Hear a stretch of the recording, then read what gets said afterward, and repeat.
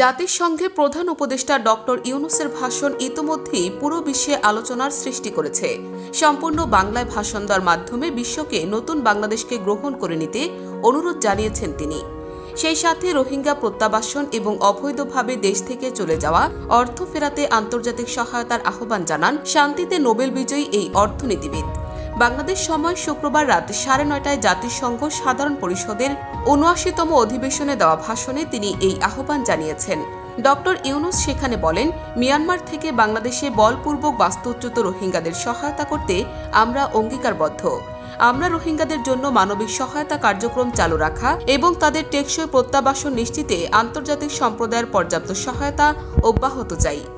বাংলাদেশ গত 7 বছর ধরে প্রতিবেশী মিয়ানমার থেকে আগত 12 লাখের বেশি রোহিঙ্গাদের মানবিক কারণে আশ্রয় দিয়ে আসছে বলে বিশ্ব নেতাদের জানিয়েছেন প্রধান উপদেষ্টা ডক্টর মোহাম্মদ ইউনূস।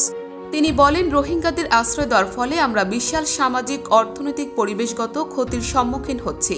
মিয়ানমারের অভ্যন্তরীণ সমস্যা থেকে সৃষ্ট এই সংকট বাংলাদেশ ও আমাদের অঞ্চলের জন্য প্রথাগত ও অপ্রথাগত উভয় ধরনের নিরাপত্তার ঝুঁকির কারণ হয়ে দাঁড়িয়েছে।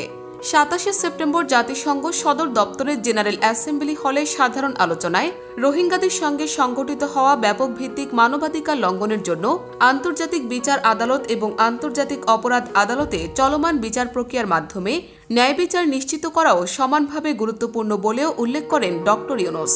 রোহিঙ্গারা যাতে করে নিজ দেশে স্বাধীন এবং মর্যাদাপূর্ণ জীবন ধারণ করতে পারে সে লক্ষ্যে অনুকূল পরিবেশ তৈরিতে জাতিসংঘ ও অন্যান্য আন্তর্জাতিক প্রতিষ্ঠানের ধারাবাহিক প্রচেষ্টার প্রশংসার দাবিদার বলেও উল্লেখ করেন ডক্টর ইউনূস।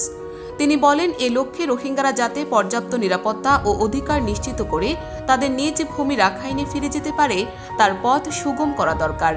মিয়ানমারে প্রতিনিয়ত পরিবর্তনশীল অবস্থা বিবেচনায় রেখে বাংলাদেশ আন্তর্জাতিক সম্প্রদায়ের সাথে একযোগে রোহিঙ্গারা নিজ দেশে মর্যাদাপূর্ণ ও টেকসই প্রত্যাবাসনের জন্য পরিবেশ সৃষ্টিতে কাজ করতে প্রস্তুত।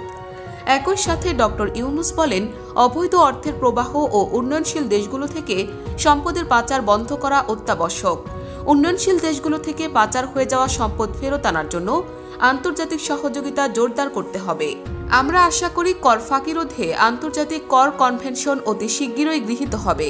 তিনি বলেন, বাংলাদেশের এই মনসুন অভ্যুত্থান আগামী দিনগুলোতে বিশ্বের বিভিন্ন প্রান্তে মানুষকে মুক্তি ও ন্যায় বিচারের পক্ষে দাঁড়াতে প্রেরণা জুগিয়ে যাবে। আমাদের মুক্তি ও গণতান্ত্রিক আকাঙ্ক্ষাকে বাস্তবে রূপ দিতে আমি তাই বিশ্ব সম্প্রদায়কে আমাদের নতুন বাংলাদেশের সঙ্গে নতুনভাবে সম্পৃক্ত হওয়ার উদাত্ত আহ্বান জানাই। অন্তর্বর্তী সরকারের প্রধান উপদেষ্টা ডক্টর মোহাম্মদ ইউনূস বলেছেন, ছাত্র জনতা দেশের জনগণকে স্বৈরাচার মুক্ত করেছে।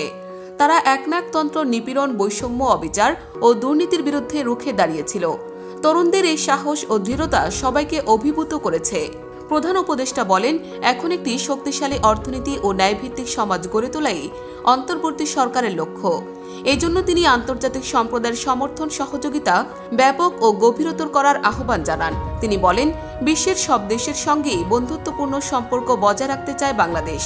রোহিঙ্গাদের টেকসই প্রত্যাবাসন নিশ্চিত করা এবং পাচার হওয়া অর্থ ফেরত আনতেও তিনি আন্তর্জাতিক সম্প্রদায়ের পর্যাপ্ত সহায়তা আশা করেন। এছাড়া ফিলিস্তিনের গণপ্রাণহানি এবং জলবায়ু পরিবর্তন সহ বিশ্বের নানা সংকট নিয়েও কথা বলেন ডক্টর ইউনূস।